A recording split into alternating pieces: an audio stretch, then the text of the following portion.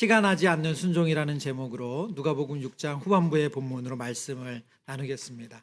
지난 3주간 우리 귀한 강사 목사님들을 모시고 말씀을 들었습니다. 저는 여름마다 우리 강사 목사님들을 모시고 말씀을 들을 때 이 맨 앞자리에서 예배를 드리는 시간이 참 특별합니다. 우리 성도님들에게도 우리 귀한 강사 목사님들의 말씀이 너무나도 큰 은혜로 다가오셨겠지만, 개인적으로 저는 이 강단이 아닌 또 예배자의 자리에서 말씀을 듣는 시간이 너무너무 은혜가 되고 또 사모가 되는 시간입니다. 이제 다시 우리 누가복음으로 돌아와서 말씀을 나누고자 하는데요. 누가복음 6장의 본문을 가지고 저희가 한 달 동안 묵상을 했습니다. 예수님께서 산에서 내려오셔서 제자들에게 말씀하시는 내용이죠. 특별히 예수님은 이 말씀을 통해서 두 가지 중요한 주제를 다루셨어요. 무엇을 복이라고 여길 것인가? 우리 인생의 가치관과 관련된 거죠. 무엇이 진짜 복인가? 두 번째는 나를 힘들게 하는 사람을 어떻게 대할 것인가? 관계에 대한 것입니다. 우리의 인생에 있어 너무나 중요한 가치관과 관계, 이 두 가지를 예수님께서 앞부분에서 다루셨습니다. 그리고 그 결론으로 뭐라고 말씀하셨냐면, 너희 아버지의 자비로우심과 같이 너희도 자비로운 자가 되라, 그렇게 말씀하셨어요. 여러분, 우리는 이 말씀이 옳다는 거 너무 잘 알아요. 그리고 이 말씀대로 이루어지면 얼마나 아름다운 모습이 펼쳐질 것이라는 것도 압니다. 그런데 실제로 이대로 살아내는 것은 또 다른 문제죠. 너희 아버지의 자비로우심과 같이 너희도 자비로운 자가 되라. 여러분, 지난 한 주간 이 말씀에 비춰서 여러분의 모습은 어떠셨어요?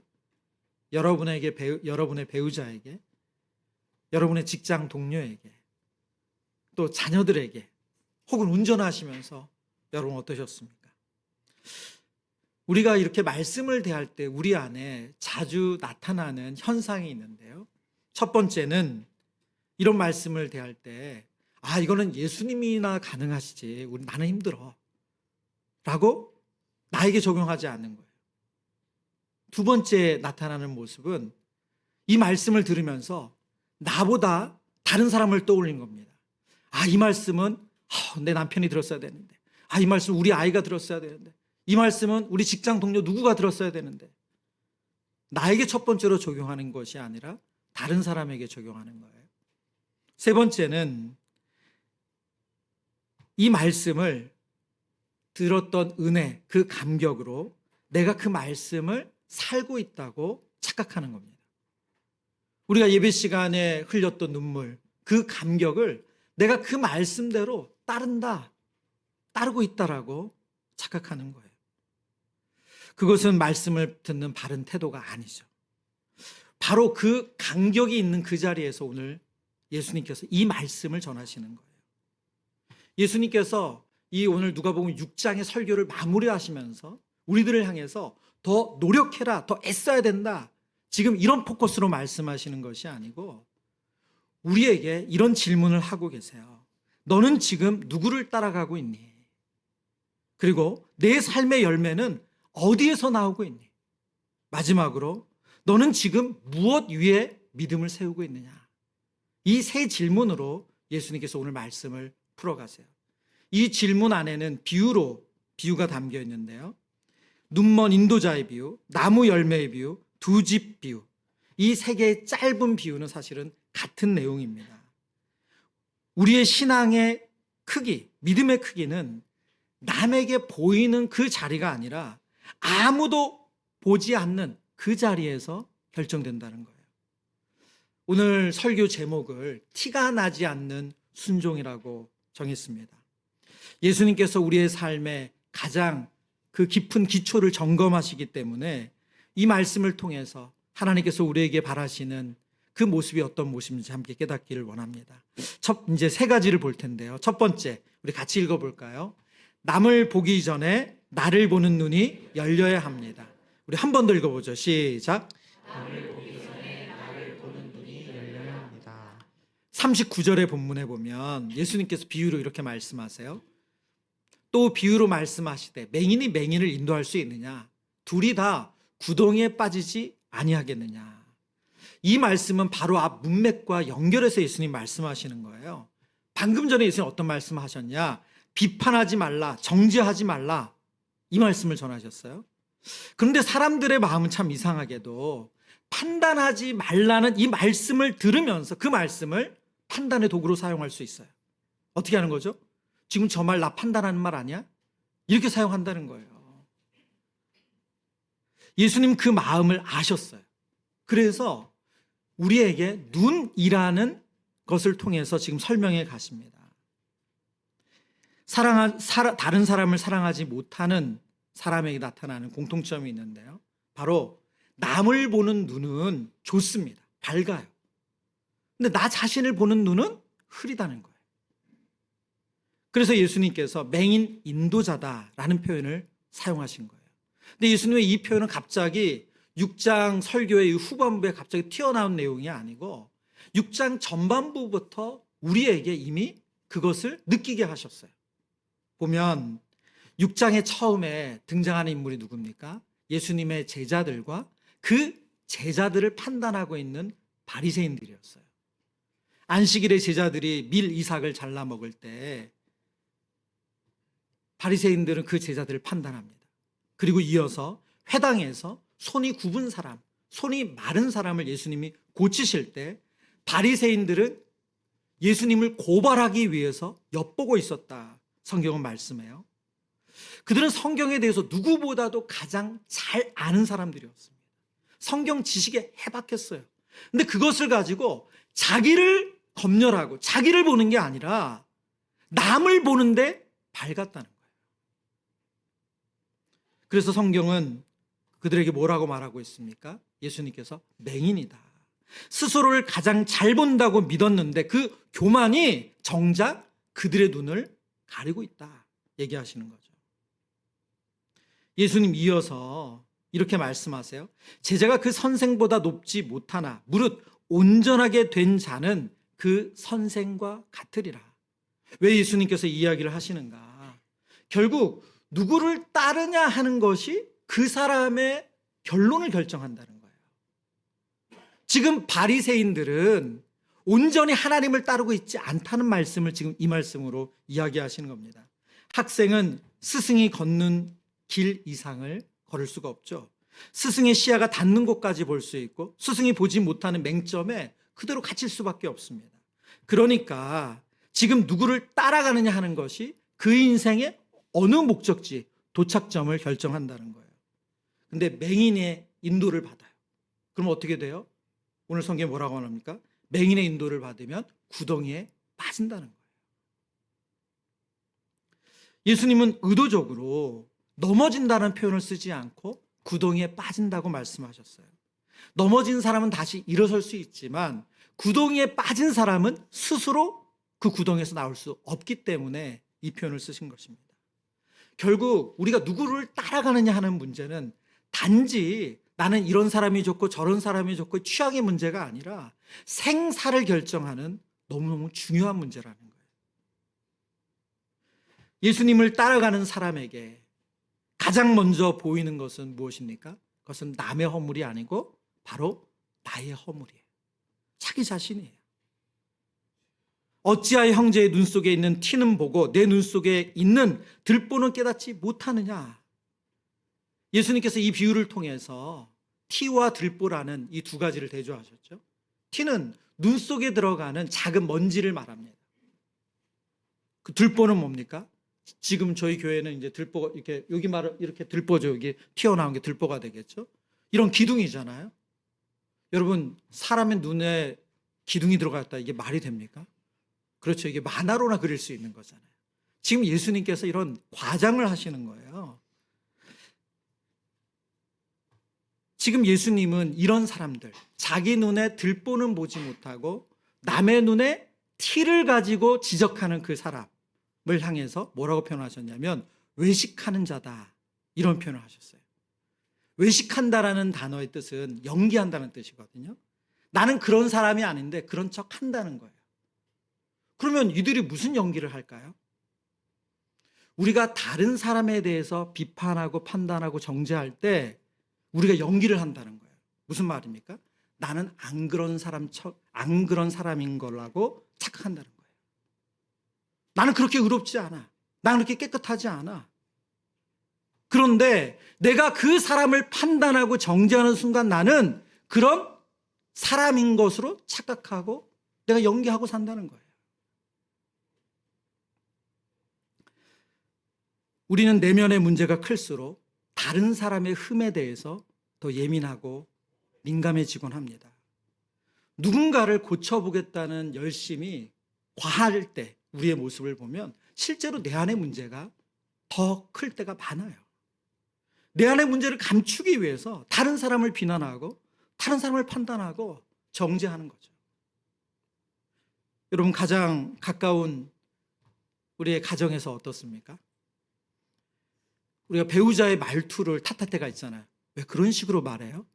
그렇게밖에 말 못해요? 근데 여러분, 그 말을 할 때는 그 사람의 교양이나 혹은 뭐 말투에 대한 것을 우리가 판단하고 정죄하지만 실제로 그렇게 말하게 한 나는 어떻습니까? 그 말을 불러일으키는 나는 보지 못하는 거잖아요. 그 말을 할 수밖에 없는 그런 태도로 말할 수밖에 없게 만든 내가 상대방을 대하는 태도는 보지 않는 거예요. 여러분, 우리가 자녀들에게 야단치면서 어때요? 너는 애가 왜 그렇게 급하니? 왜 이렇게 애가 신중하지 못하니? 어우, 널 보면 진짜 막 우리가 그런 말을 해요.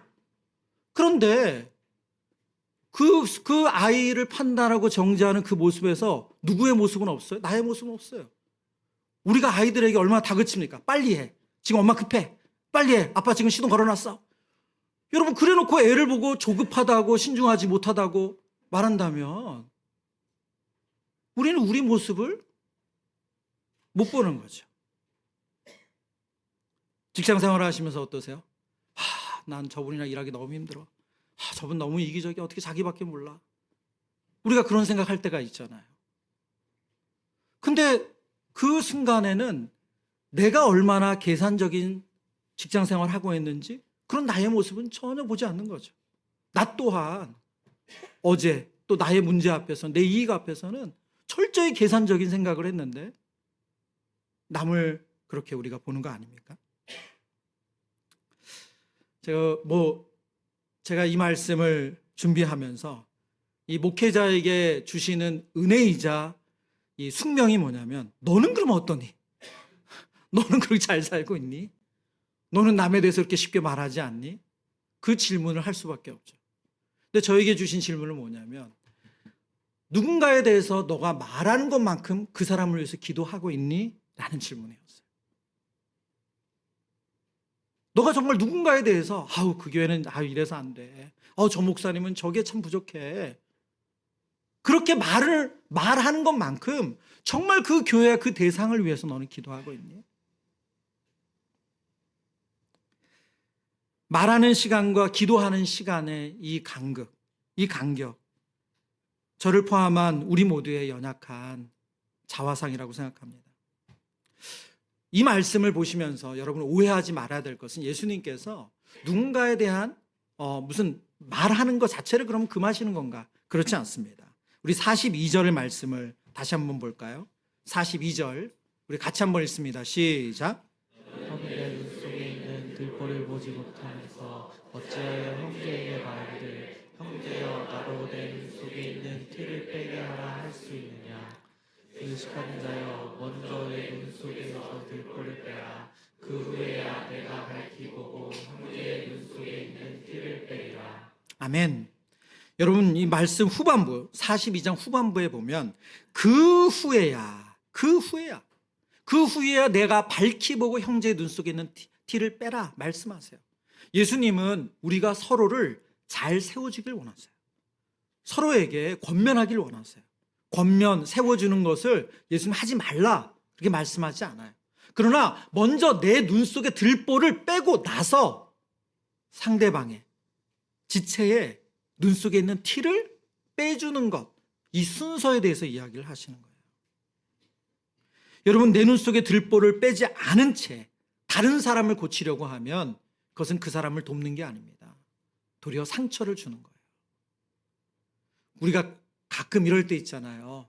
우리가 부부 사이든 또 공동체 안에서든 내가 사랑해서 하는 말인데 이제 이렇게 하면서 우리가 진지하게 무언가 내가 그동안 참아왔던 말을 정직하게 해주고 싶을 때가 있어요. 여러분 그런 말 정말 필요합니다. 그런 말 하는 거 쉽지 않죠. 그런 분이 있다면 여러분 정말 좋은 분을 옆에 두신 거예요.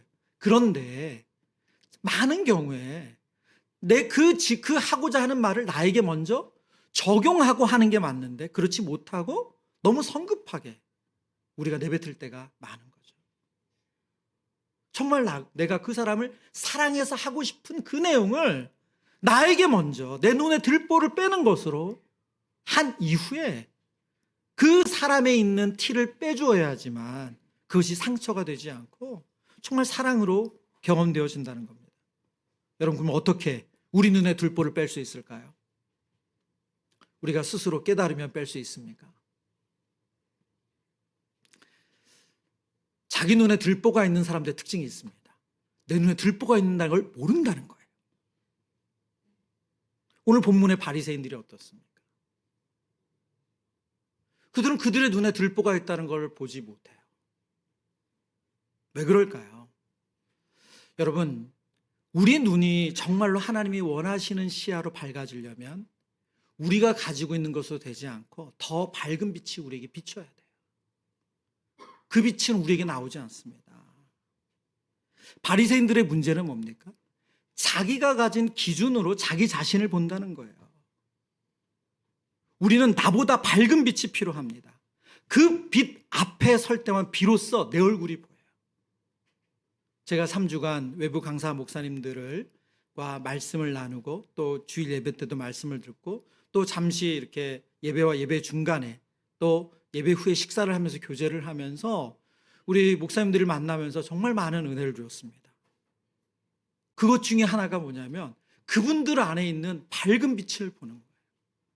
너무나도 순전한 목사님들의 모습을 보는데 제 모습이 부끄럽더라고요. 나 이렇게 목회하면 안 되겠구나. 나 더 겸손히 은혜를 구해야 되겠구나. 나 더 많이 기도해야 되겠구나. 왜요? 우리는 내가 기준이에요. 내가 기준. 그래서 늘 자기 자신은 합리화가 돼요.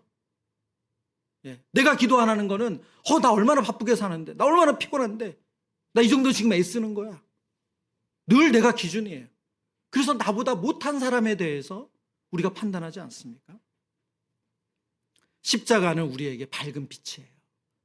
우리의 눈을 밝혀주는 밝은 빛입니다. 십자가를 통해서 하나님은 우리에게 두 가지를 분명하게 보여주세요. 첫 번째는 내 죄가 내가 생각하는 것보다 훨씬 크다는 거예요. 우리의 죄의 크기를 보여주는 것이 무엇입니까? 예수 그리스도의 죽으심이에요. 그리스도가 십자가에 죽으실 수밖에 없을 만큼 저와 여러분의 죄는 큽니다. 두 번째 십자가는 무엇을 보여줍니까? 그런데 십자가를 통해서 보여준 용서가 완전하다는 거예요. 우리가 어떤 죄를 지었든 그 십자가는 저와 여러분의 그 모든 죄를 완전히 해결해 주시는 능력이 되는 줄 믿습니다. 여러분 이 두 가지를 이 밝은 빛을 경험한 이 십자가의 빛을 경험한 사람이 자신의 눈에 들보를 보게 돼요. 여러분 이 은혜를 알게 되면 내 안에 들보를 보고 이야기하는 것에서 자유로워질 수 있습니다. 왜요? 우리가 그렇게 대단한 사람이 아니거든요. 내가 십자가 앞에서 얼마나 부끄러운 존재인지 알게 되기 때문에 내 눈에 들보를 인정하게 돼요. 그리고 그 죄를 용서하시는 하나님의 은혜를 알기 때문에 그것을 드러낼 수 있는 거예요. 성도 여러분, 예수님께서 저와 여러분을 부르실 때 저와 여러분 안에 있는 들보를 모르셨을까요? 아니요. 아셨어요. 알고 계셨어요. 그럼에도 불러주셨습니다. 이것이 은혜예요. 그래서 우리의 민낯이 드러난다고 우리의 밑바닥이 더 드러날 게 있다고 여러분 부끄러워할 게 없습니다. 오늘 말씀의 첫 번째 내용은 이것입니다. 우리는 우리 자신을 그리스도의 빛을 통해서 볼 수 있어야 돼요. 이 은혜가 여러분에게 임하기를 축원합니다. 두 번째, 오늘 성경은 우리에게 열매는 마음에서 나온다고 하세요. 여러분 지금 예수님께서 내 눈에 들보를 빼고 그리고 남의 티를 남의 눈에 있는 티를 빼야 된다. 이 말씀을 들으면 우리 안에 자연스러운 반응이 뭐냐면 그래 내 눈에 들보를 빼야지 하는 그런 우리의 행동을 수정하고자 하는 마음이에요. 내가 너무 말을 함부로 했어. 내가 이런데 너무 이렇게 살았어. 그걸 고쳐야지 하는 마음입니다. 예수님이 그 마음을 너무너무 잘 아셨던 것 같아요. 그래서 이어지는 비유를 통해서 그런 방식으로는 해결이 안 된다는 설명을 해주시는 거예요. 지금 예수님은 그 행동을 고치려고 하는 그 방법으로는 우리의 그 행동이 실제로 고쳐지지 않는다는 거예요. 문제는 열매가 아니라 나무이기 때문에 그렇습니다. 우리가 화도 참아보려고 하고 누군가의 험담을 하지 않으려고도 해보고 좋은 말을 하려고 결단하죠. 오늘도 우리 설교 마치고 또 예배 마치면서 기도하면서 저와 여러분이 그런 은혜를 구하는 결단의 기도를 드릴 거예요. 그 결단 진실하지 않습니까? 그런데 막상 집에 가면, 막상 운전대를 잡으면, 막상 내일 출근하면 또 전혀 다른 우리의 모습이 나오잖아요. 어떻게 이 부분을 해결할 수 있는가? 예수님께서 오늘 우리에게 말씀하시는 것은 행동을 수정하라는 방법으로는 해결이 안 된다는 거예요. 왜 그렇습니까? 단순히 열매가 문제가 아니라 마음의 문제이기 때문에. 우리 45절을 같이 읽습니다. 45절 같이 읽죠. 시작. 선한 사람은 마음에 쌓은 선에서 선을 내고 악한 자는 그 쌓은 악에서 악을 내나니 이는 마음에 가득한 것을 입으로 말하느니라. 네. 선한 사람은 마음에 쌓은 것에서 쌓은 선에서 선을 내고 악한 자는 그 쌓은 악에서 악을 내나니 이는 마음에 가득한 것을 입으로 말한대요. 여러분, 우리는 준비된 상황에서는 준비된 멘트를 할 수 있습니다. 제가 여러분에게 지금 옆에 있는 분에게 사랑하고 축복합니다 이렇게 인사해 보세요. 그러면 여러분 다 잘하실 거예요. 근데 집에 가서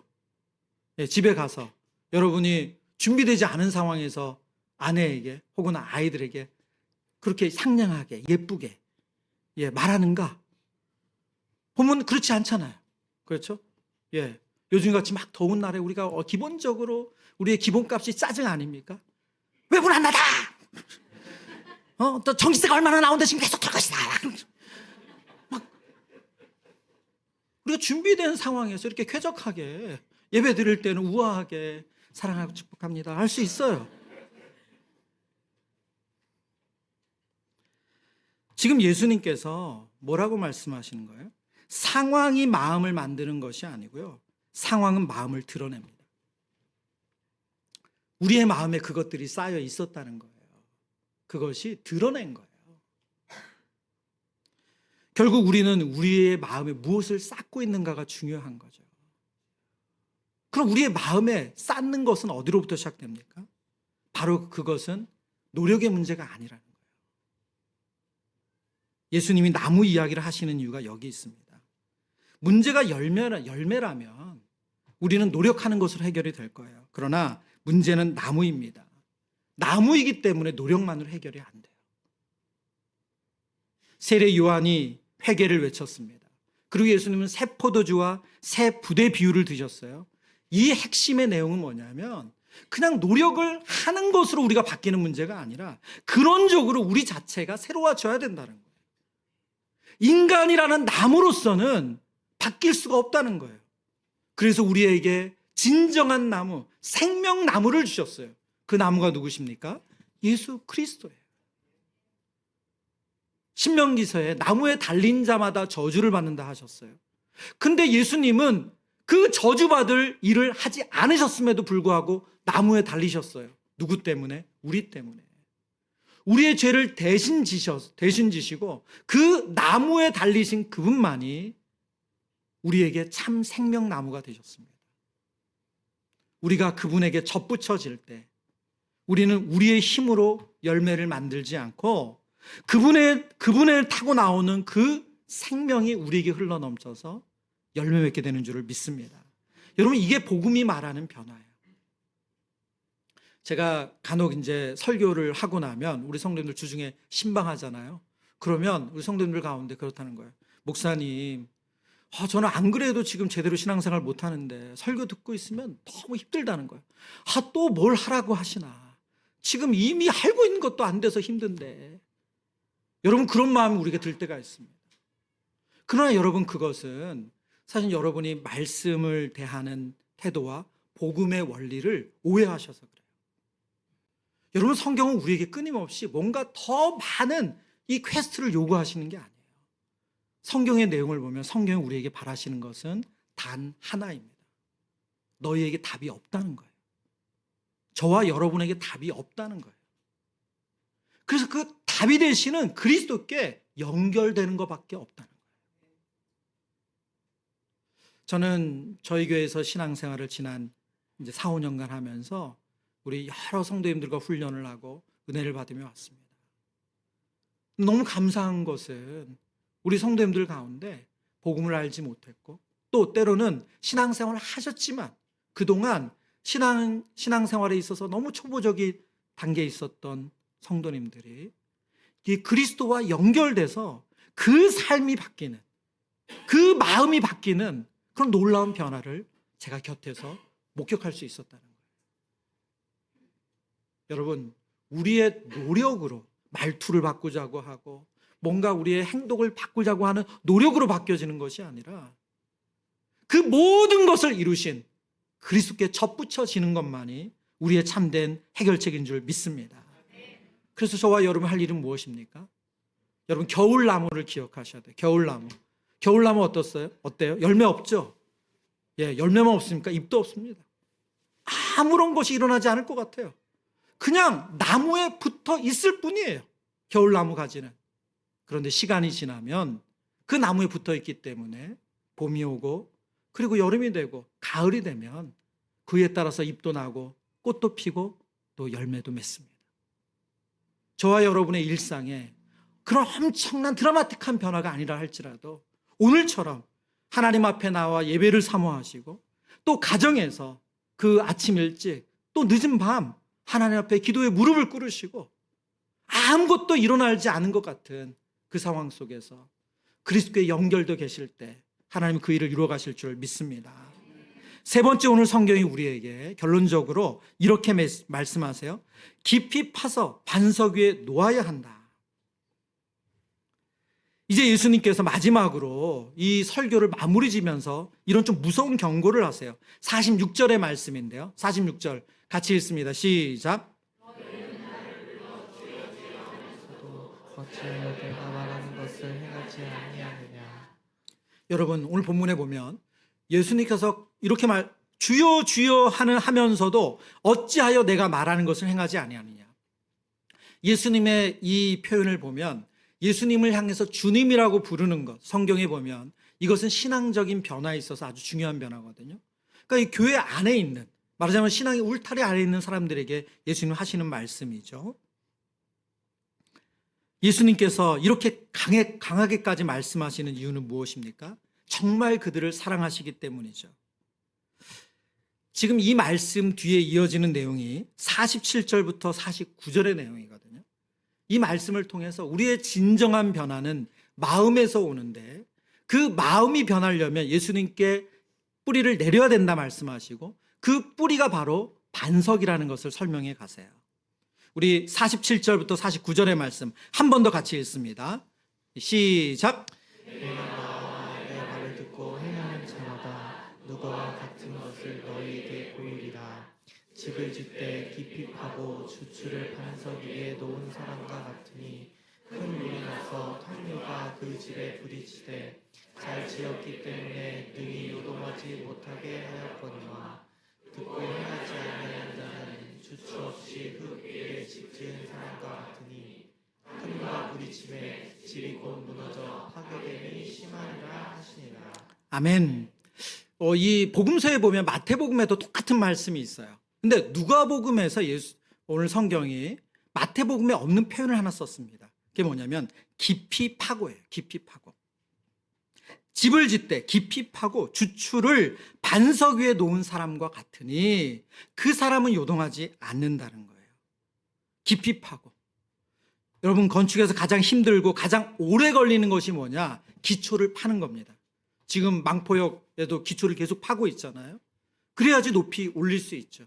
그러나 기초를 파는 것을 통해서는 건물이 올라가는 게 보이지 않아요. 아무런 열매도 보이지 않습니다. 그러나 그것이 건물에 있어서 너무 중요한 것이죠. 오늘 본문을 보면 그 집이 잘 지었기 때문에 라고 말씀하세요. 근데 그 잘 지었다는데 예수님께서 어떤 재료를 사용하는지, 그리고 외형이 어떤지 전혀 그런 말씀은 언급을 안 하세요. 잘 지었다는 그 핵심이 뭡니까? 바로 반석 위에 지어졌다는 거예요. 기초가 그 반석에 연결되어 있다는 거예요. 그런데 이것은 평소에는 잘 모른대요. 겉보기엔 똑같다는 거예요. 언제 알 수 있습니까? 큰 물이 일어날 때, 탕류가 부딪힐 때 그 기초가 어떤지 알 수 있대요. 우리 인생에도 예고 없는 큰 물이 일어날 때가 있지 않습니까? 건강검진을 했는데 뭐가 보입니다. 정밀검사 해봅시다. 그럴 때가 있고, 또 우리 자녀들의 학교 생활에 뜻하지 않게 우리 아이들이 관계 문제나 마음을 못 잡아서 정말 힘든 일들이 일어날 때가 있습니다. 탕류가 일어날 때, 그때 내가 무엇 위에 내 믿음이 세워졌는지, 내 기초가 무엇이었는지 그때서야 알 수 있다는 거예요. 여러분, 이 말씀은 예수님께서 지금 무너져버린 어떤 인생에 대해서 탓하는 말씀이 아니에요. 아직 탕류가 일어나지 않았어요. 부딪히지 않았어요. 그런 우리를 향해서 예수님께서 긍휼히 여기시면서 너의 믿음의 기초가 어디에 세워졌는지를 보라고 말씀하시는 겁니다. 근데 이 말씀을 볼 때 저희 안에 간혹 오해하는 지점이 있습니다. 무엇이냐면, 말씀을 듣고 행하는 자는 무너지지 않는다. 오늘 성경이 이렇게 예수님 말씀하시기 때문에 행함을 우리의 믿음의 기초라고 생각하는 일이에요. 그러나 오늘 성경 그렇게 말씀하지 않거든요. 우리 47절의 말씀 다시 한번 보여주시겠어요? 47절 같이 읽습니다. 시작. 내게 나와 내 말을 듣고 행하는 자마다 무와 같은 것을 너희에게 보이리라. 네, 우리가 이 본문을 볼 때 내 말을 듣고 행하는 자마다, 여기에 우리의 무게중심을 많이 두었기 때문에 우리가 반석을 이 말을 듣고 행하는 것이라고 오해하곤 합니다. 그러나 그 앞에 뭐라고 표현되어 있죠? 내게 나와. 여기서 나는 누구예요? 그리스도죠. 여러분, 우리의 무너지지 않는 기초는 우리의 행함이 아니고 바로 우리를 위해서 구원을 이루시고 우리를 위해서 하나님 나라를 예비하신 그리스도인 줄 믿습니다. 그 그리스도께 나아오는 것, 그것이 우리의 믿음의 기초예요. 우리가 깊이 파는 행위를 통해서 그 반석을 만들어내거나 그 반석을 반석되게 하는 게 아니에요. 그 반석은 변함이 없습니다. 바로 그 반석을 의지하는 행위가 믿는 대로 행하는 거예요.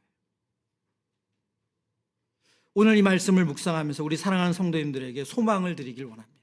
여러분, 저와 여러분의 인생은 하나님께서 무너지지 않도록 만드셨어요. 왜요? 그리스도를 우리에게 하나님께서 이미 보내주셨고, 그리스도를 통해서 우리의 인생의 구원을 완성시켜 주셨고, 우리의 인생의 성화의 길을 열어두셨기 때문입니다. 그래서 하나님의 자녀되는 인생은 망할 수가 없어요. 왜요? 그 기초가 그리스도이기 때문에, 그리스도는 결코 무너지지 않기 때문에 그렇습니다. 그런데 오늘날 우리는 자주 착각해요. 내가 더 노력하고 내가 더 애쓰면 내가 더 나은 열매를 맺을 수 있다고 자꾸 착각을 합니다. 여러분, 거기서 좋은 열매가 나오는 게 아니에요. 그리스도께서 우리를 열매 맺게 하십니다. 우리가 그리스도께로 연결되어 있기만 하면 하나님은 여러분 각자의 인생에 그 속도에 맞게, 기질에 맞게 열매 맺게 하실 줄을 믿습니다. 저와 여러분 할 일은 무엇입니까? 나의 믿음의 기초가 그리스도께 닿아 있는지를 확인하시기 위해 계속 파는 거예요. 그리고 그리스도께 연결하는 거예요. 그것이 한 삽이든 두 삽이든 반 삽이든 상관없습니다. 저와 여러분의 믿음의 기초가 그리스도 위에 세워져 있다면 하나님 반드시 열매 맺게 하심을 믿습니다. 우리 말씀 한 구절 읽고 기도하기를 원하는데요. 우리 사도 바울의 말씀 우리 한번 올려주시겠어요? 네, 우리 고린도전서 3장 11절 같이 읽습니다. 시작. 이 닦아둔 것 외에 능히 다른 터를 가진 자가 없으니 이 터는 곧 예수 그리스도라. 아멘. 우리의 믿음의 기초는 반석이신 그리스도밖에 없는 줄 믿습니다. 우리의 행함의 순종이 반석이 아니에요. 우리의 행함의 순종은 그리스도께로 연결되는 과정일 뿐입니다. 반석이신 그분이 저와 여러분의 신앙생활을, 저와 여러분의 삶을, 저와 여러분의 구원을 완성하셨고 우리를 지키시는 줄 믿습니다. 우리 다 같이 자리에 일어나서 그 소망을 가지고 주 말씀 향하여라는 찬양이거든요. 주 말씀 향하여 달려가리라. 힘도 아닌 능도 아닌 오직 성령으로 주 얼굴 향하여 달려가리라. 오 주의 영광 안에 살게 하소서. 우리 반석이신 그리스도께로 향하여 가기를 원합니다. 그분만을 의지하기를 원합니다. 우리 그 마음의 소망을 가지고 함께 찬양하죠.